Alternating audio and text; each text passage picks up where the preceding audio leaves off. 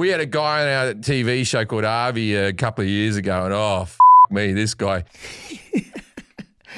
This update I share with absolute joy because for those of you who've been following me from early 2019, you'll certainly remember how I exposed a guy called Jim Jefferies for the fake news he really is when I secretly recorded our interview that he then deceptively edited to suit his agenda. And when I showed the world what he had done, instead of just removing the defamatory segment and apologizing for his disgusting behavior, he hid like the absolute coward he is. And then Jim went as far as banning anyone from his social media pages who dared to bring it up.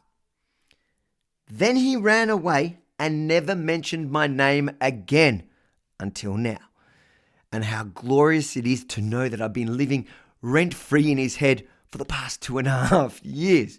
But in typical Jim Jefferies style, he's taken a shot at me and distorted the truth again from the comfort and refuge of his own studio and not to my face.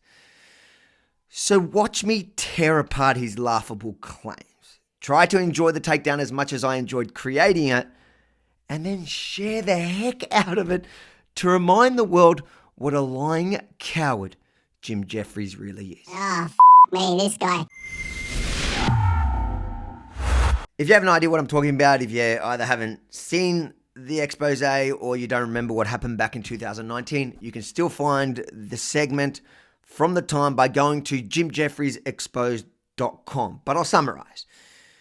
I was invited onto Jim's show to talk about all sorts of issues from an Australian conservative perspective. I agreed to be on his show on 2 conditions. 1, that he doesn't include in that segment neo-Nazis. And 2, that he doesn't cut my answers from one question and paste them after another, because I'd seen that he'd done that previously to Jordan Peterson. Imagine my shock. After assuring me they wouldn't do either, they did both.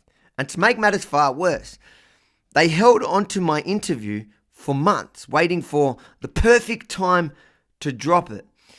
You know when this vile human thought would be the perfect time? After the tragic massacre in Christchurch. Yes, you heard that right. He ran our interview, which was conducted months before the Christchurch tragedy.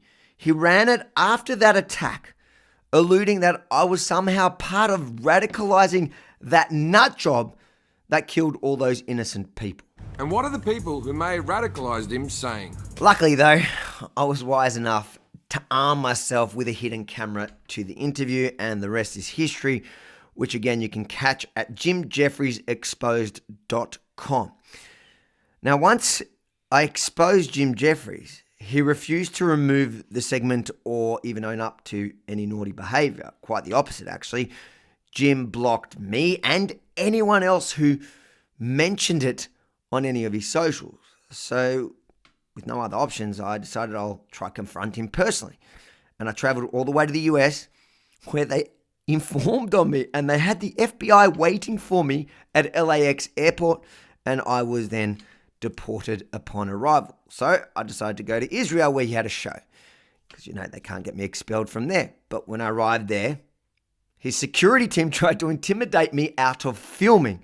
And when that didn't work, they set up a decoy vehicle to look like they were dropping him off, and then on the side there, they snuck around with another car to the other backstage entrance, all to avoid me. Jimmy, why are you hiding? Why are you coward, Jimmy? Why'd you edit the video?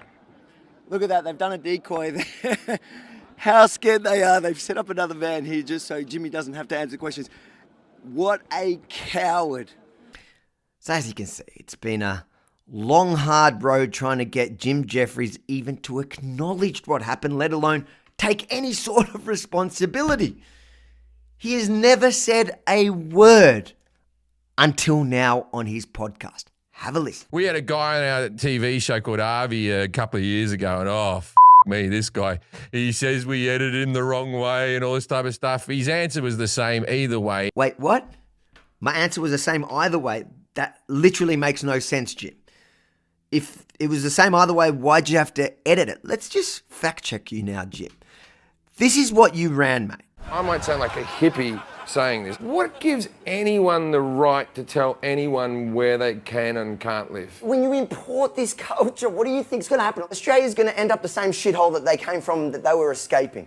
Okay, now let's watch how I actually answered that question. What gives anyone the right to tell anyone where they can and can't live? Really? Borders, I know borders, yeah. but wouldn't it just be nice if we got to a place in society where we had utopian world. A utopia where we all just lived as On a level, I agree You with may you. say I'm a dreamer. But I I'm not think the only one. most people, sensible people would agree with you in theory, Yeah. but in practice, it's not. It goes against human nature. It just doesn't work. No, mate. My answer wasn't the same at all, was it? Anyways, let's keep going. Then he put out a clip and he edited me very, very badly, doing exactly what he said that I did. Hold on again.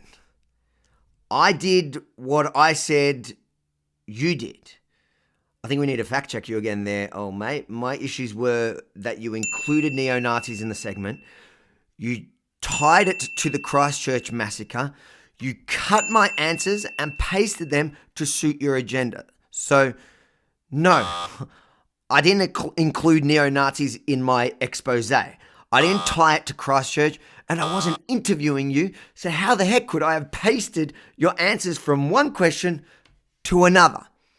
I did, though, provide examples where you said some pretty shocking stuff that if I was the one interviewing, I could have done a far worse number on you. I think I ate the baby. It turned out it did eat the baby. If it ain't a bloody Muslim baby, it would have vomited. No, I don't actually agree with that. Shit, isn't it? I'm only joking. If anyone sees the full footage, they know I did nothing wrong. If you see the full interview, and I have the full interview, and Avi released the full interview on his Patreon, allegedly the full interview on his Patreon, which I think 70 people.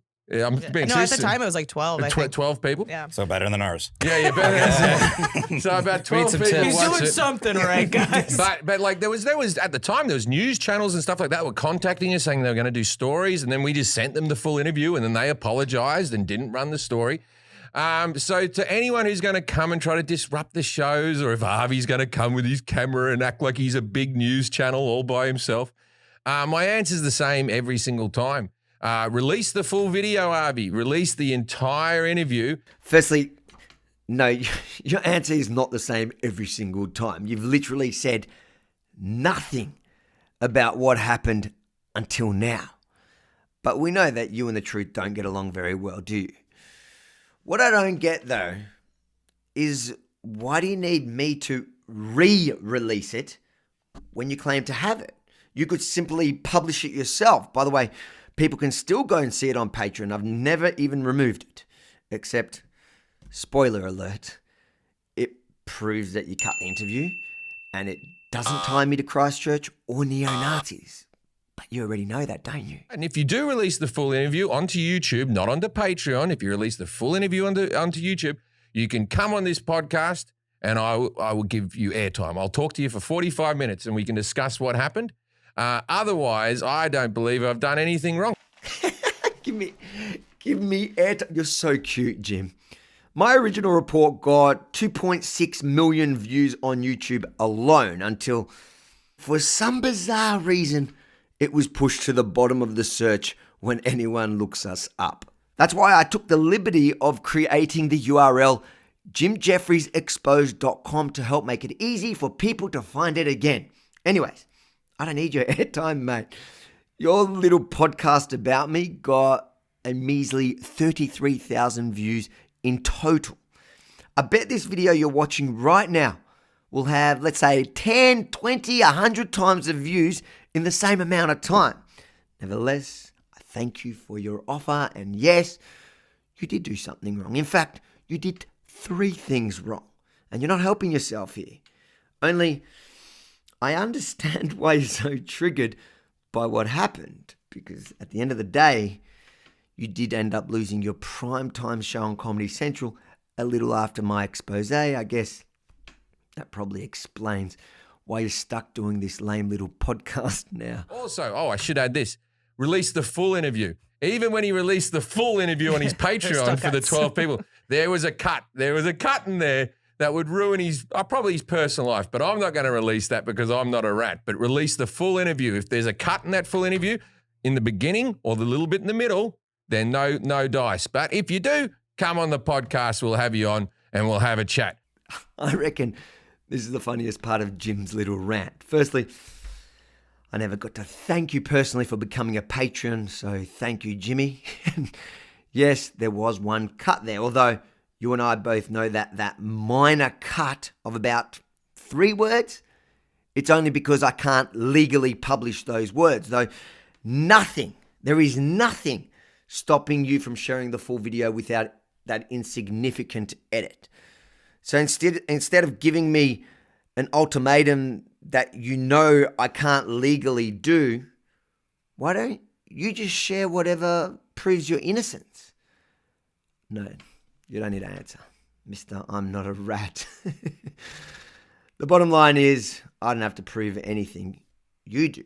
No one believes a word you say, mainly because you banned and blocked anyone who asked about it publicly. I'm not referring to your mainstream media journalist mates that you allegedly sent it to privately. I'm talking about real people. They know that you're a disgrace. Let's just remember the first public appearance on a show that you couldn't ban people from after you tried to screw me. That's right.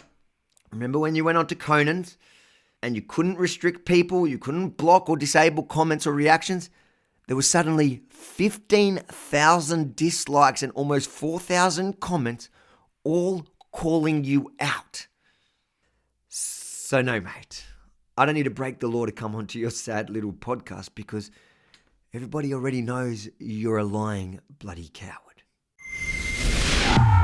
If you enjoy watching Jim squirm, make sure to share this video far and wide. And there's no need to sign up to my Patreon anymore because these days I'm part of the best news site in the world, in charge of telling the other side of the story. So all you need to do is go to YeminiReport.com and sign up for free so you can keep up to date with everything me and my camera acting like a big news channel get up to. YeminiReport.com. Sign up now.